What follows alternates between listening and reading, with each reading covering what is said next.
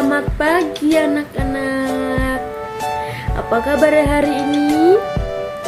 Alhamdulillah, luar biasa. Allahu Akbar. Nah, ibu akan tanya, siapa hari ini yang belum sarapan? Angkat tangan.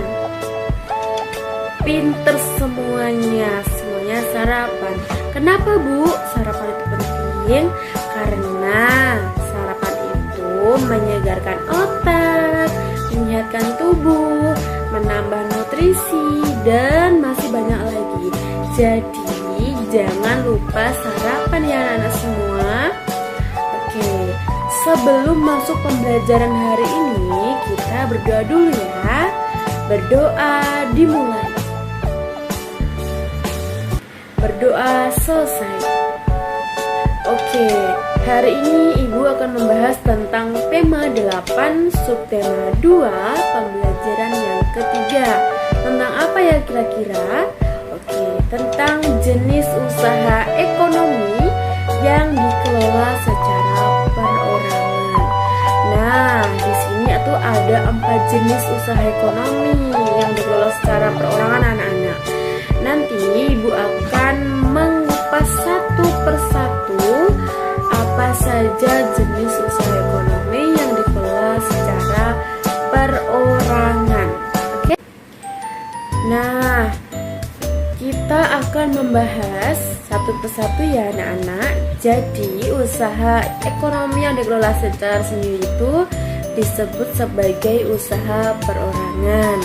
Nah, usaha ekonomi ini itu memiliki modal terbatas dan biasanya dikelola secara sederhana. Nah, contohnya ada sebagai berikut. Yang pertama ada usaha pertanian. Nah, sebagian besar usaha pertanian ini dikelola secara perorangan. Nah, usaha itu juga memiliki modal yang terbatas ya. Lahan yang digarap petani itu juga biasanya terbatas. Nah, namun ada juga usaha pertanian yang dilakukan secara besar-besaran. Contohnya apa sih usaha pertanian? Pertanian padi, jagung, buah-buahan, ya kan?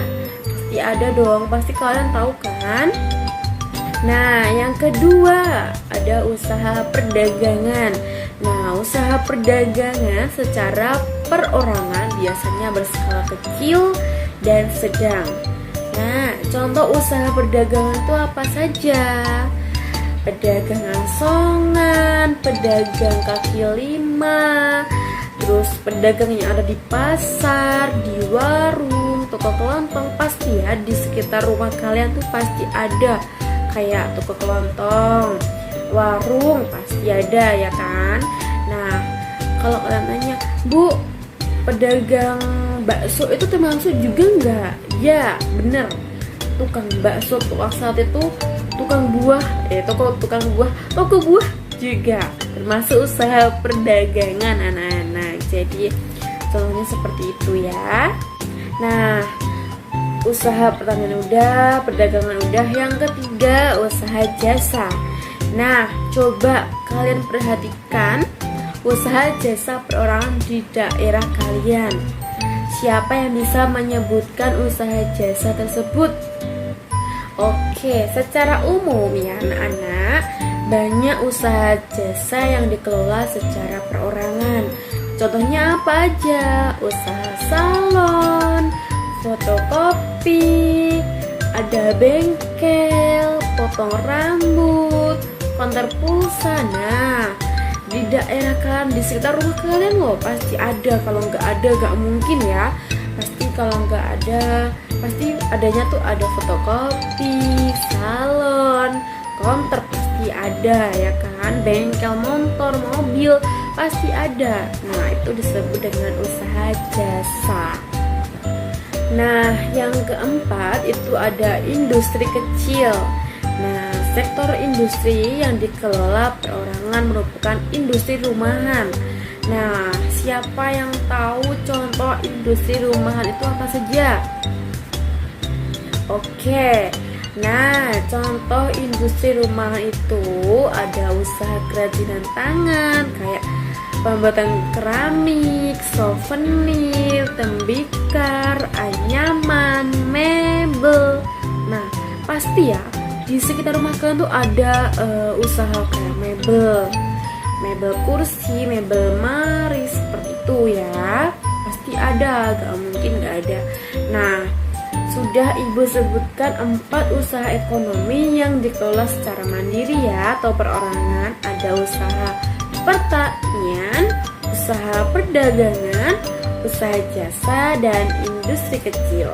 Nah, bagaimana anak-anak dengan materi hari ini? Semoga bermanfaat ya.